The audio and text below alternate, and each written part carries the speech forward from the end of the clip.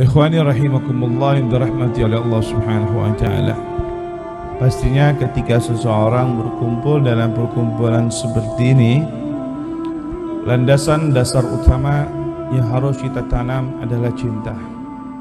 Karena kalau bukan karena cinta susah. Kalau bukan karena cinta ini sulit. Walaupun cinta kita ini masih diuji, cinta kita ini masih belum pada nyatanya dalam magam muhib.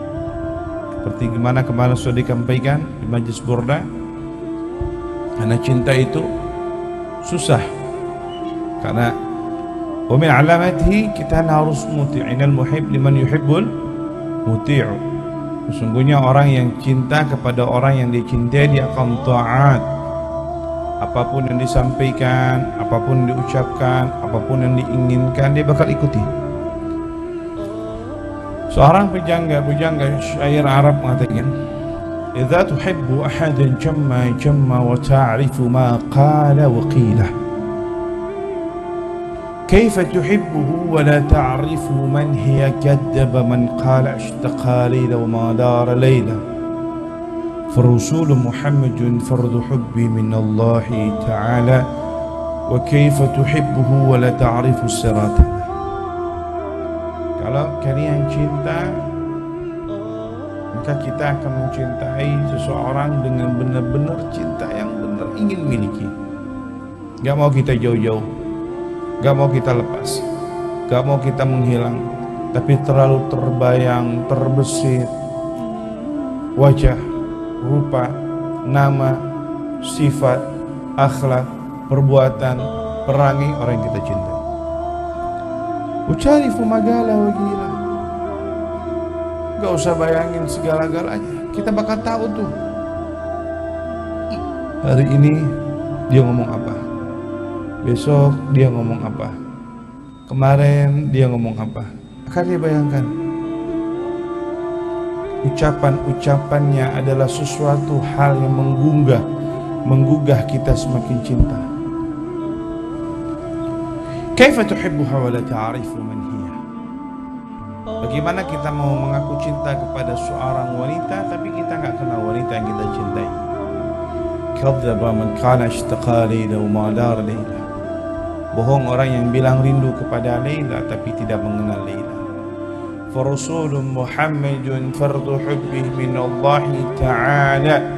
Maka Nabi Muhammad alaihi salatu wasalam Allah wajibkan cinta kepadanya. فَكَيْفَ تُحِبُّهُ وَلَا تَعْرِفُ سِرَاتَ لَهُ. Bagaimana kita mengaku cinta dengan Nabi tapi kita tidak mengenal sejarah baginda Nabi Muhammad. Kita pernah dengar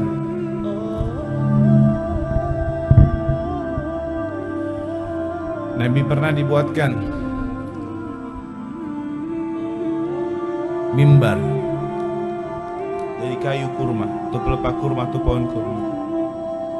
Waktu Nabi baru pertama kali dakwah, jamaahnya masih sedikit, orang juga duduk tidak terlihat ke belakang, itu tidak masalah, karena masih sekitar.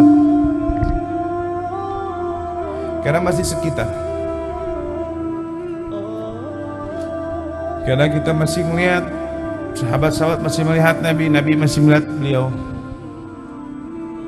Semakin berkembang Masjid Nabawi, semakin berkembang, semakin banyak.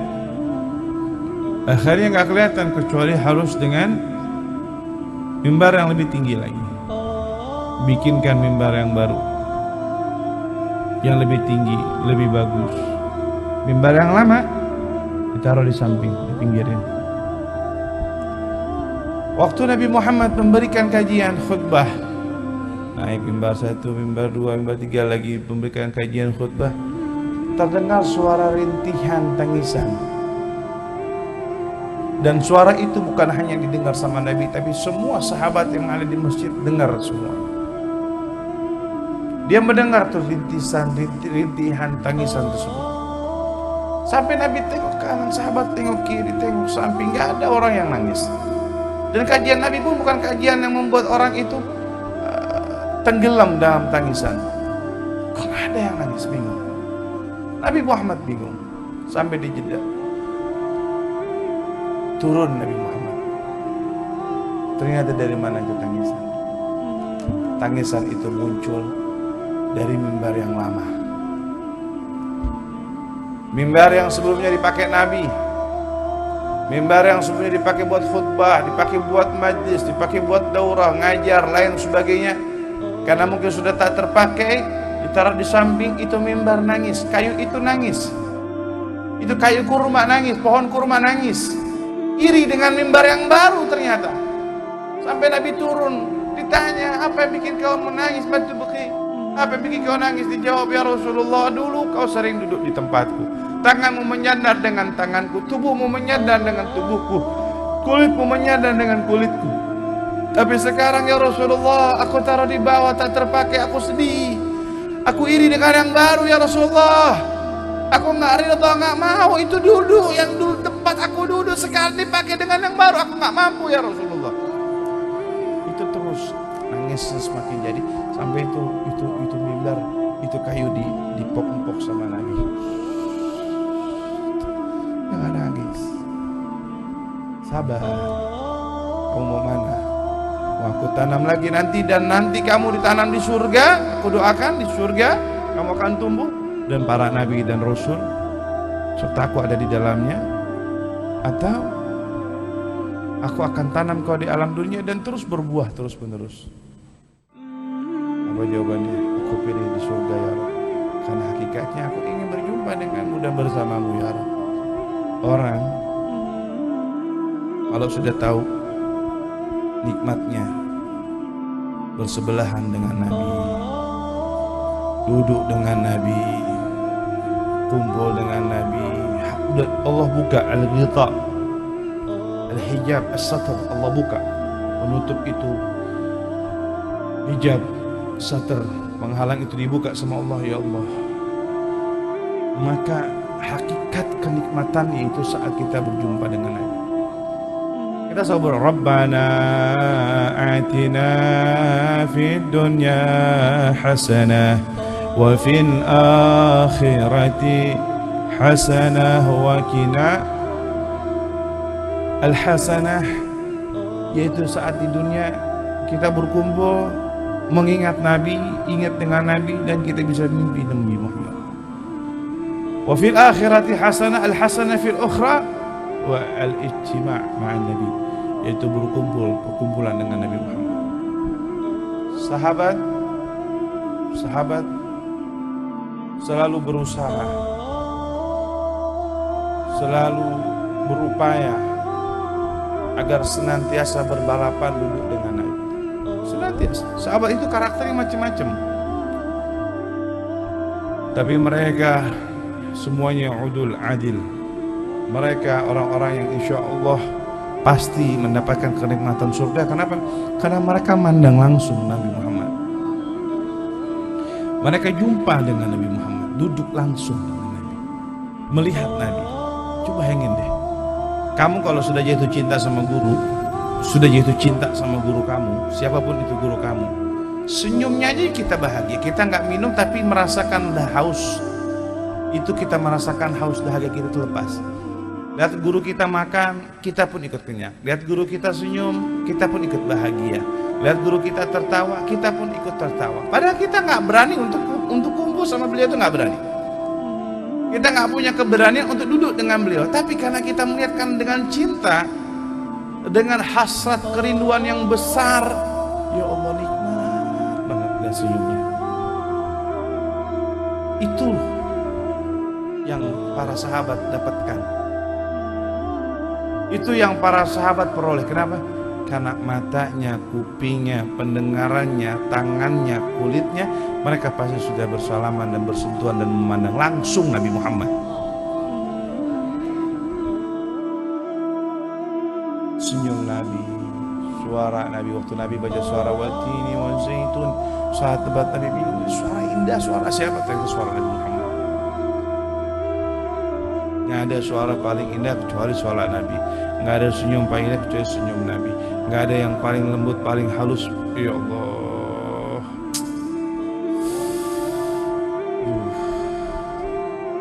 Udah sering baca qasidah Kamarun ya kan? Bah? Bait keduanya apa di dalam qasidah kebun? Waqaful Mustafa apa? Kalwardi nadi. Terus wa itratu hayyabqa idza masat. Itu minyak wangi Nabi. Nabi sebabnya itu punya Nabi itu yang keluar wangi. Tubuhnya Nabi yang keluar itu wangi. Wa itratu hayyabqa idza masat. Tangan Nabi itu kalau berjabat tangan, mau pakai nggak pakai minyak wangi, itu tetap wangi tangannya. Yang dipegang itu ketimpaan wangi. Shallu ala Nabi Muhammad. Kenapa bisa begitu? Bisa. Makanya Sauban itu kalau sholat di masjid Nabi duduknya di pojok, nggak pernah pindah-pindah tempat, di situ doang. Dia duduk di pojok. Kenapa? Dia nggak punya keberanian untuk merapat langsung ke Nabi Muhammad, berhadapan seperti sahabat-sahabat yang lain, itu nggak punya keberanian, makanya duduk di pojok. Tapi dengan duduknya di pojok, di matanya itu mandang Nabi Muhammad. Duduknya di pojok, tapi matanya mandang Rasulullah. Kalau Sauban lagi makan pagi atau siang, udah hilang nafsunya langsung. Baru mau makan, hilang nafsunya. Kenapa? Takut nanti malam nggak ketemu lagi sama Nabi. Kalau malam mau makan, langsung hilang juga nafsu makannya. Takut paginya nggak ketemu dengan Nabi, jadi badannya kurus badannya. Duduknya di belakang. 1 hari, 2 hari, beberapa hari nggak hadir di majlis Nabi, nggak kelihatan. Rumah Nabi sama masjid Nabi berdekatan. Kalau kita pernah lihat mimbar, itu masjid. Kalau kita pernah lihat magam, itu rumah Nabi. Jaraknya deketan. Hari, 2 hari, 3 hari nggak kelihatan di masjid, bingung. Nabi Muhammad cari. Nabi Muhammad ini hafal semua sahabat-sahabatnya, di mana duduknya, hadir, nggak hafal. Nah inilah contoh seorang murabbi. Murabbi itu, guru itu, dia akan tahu, akan hafal, akan mencari muridnya kalau dia nggak kelihatan. Mana ente nggak pernah kelihatan? Beruntung berarti ente diperhatiin sama ente punya guru. Kalau ente, aduh anak nggak ditegur-tegur, nggak ditanya-tanya, abu damat yang usah ngaji, berarti guru ente nggak nanya, ente nggak suka sama ente, berarti ente nggak dikenal. Berarti ya Allah, ente kemana nggak pernah kelihatan, kemana aja ente? Berarti ente diperhatikan, ya kan? Nabi tanya, suruh sahabat, ditemuin Sauban. Nggak kelihatan di Sauban. Itu terus, yakni pembesar sahabat datang ke rumah Sauban. Sauban lagi diem, lagi nangis, air matanya berderai. Nangis Sauban. Kulitnya kering, tubuhnya, rambutnya tak terurus. Ditanya, Sauban, kenapa ente nangis? Ente ditanyain sama Nabi Muhammad. Oh senang, kira. Ketika disebut nama Nabi dia senang. Gimana? Ente ditanya sama Nabi Muhammad. Ente nggak pernah kelihatan di majlis Nabi. Kenapa? Baru dia nangis lagi. Iya. Anak ini mikirin. Anak nggak datang majlis karena anak ini terlalu terbayang, terbenak terus menerus. Bukan aku tak mau sengaja hadir, tapi ada ketakutan yang besar. Akhirnya sampai Nabi Muhammad datang, ketemu sama Nabi.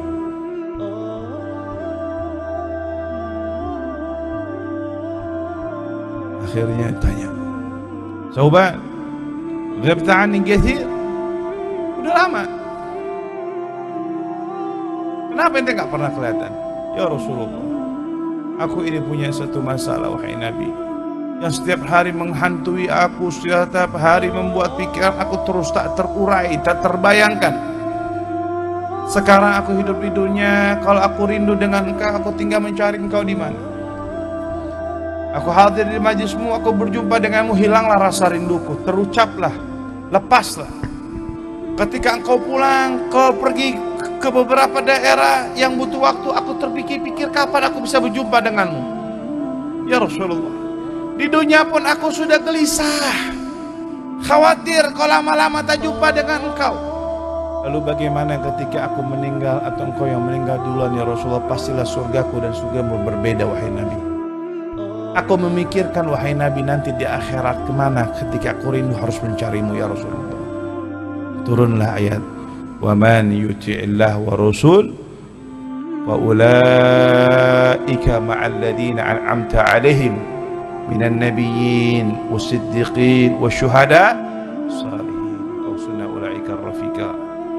Turun itu ayat, baru tenang sauban, baru nyaman sauban. Gak lama meninggal dunia di pangkuan Nabi Muhammad, dan saat tersebut kelihatan tubuhnya begitu sangat luar biasa. Setelah itu turun ayat, gak lama meninggal dunia di pangkuan Rasul.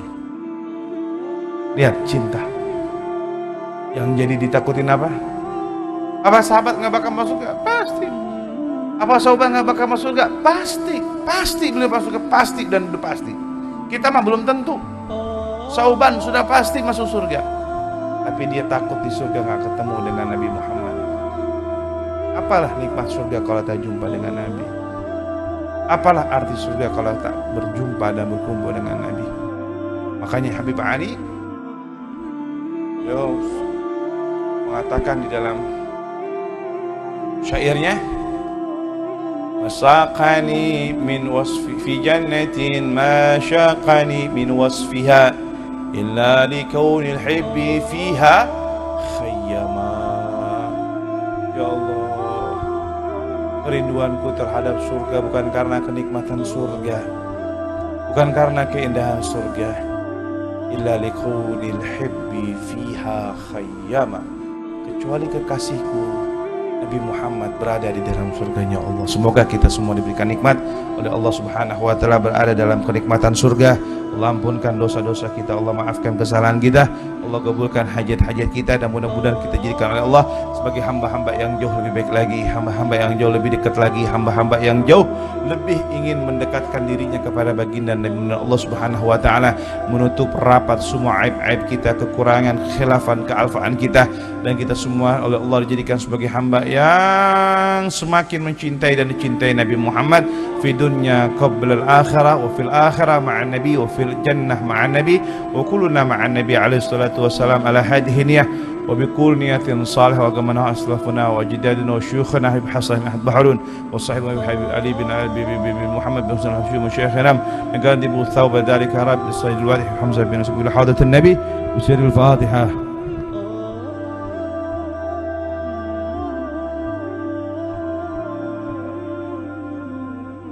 إياك نستعين اهدنا الصراط المستقيم صراط الذين أنعمت عليهم غير المغضوب عليهم ولا الضالين آمين.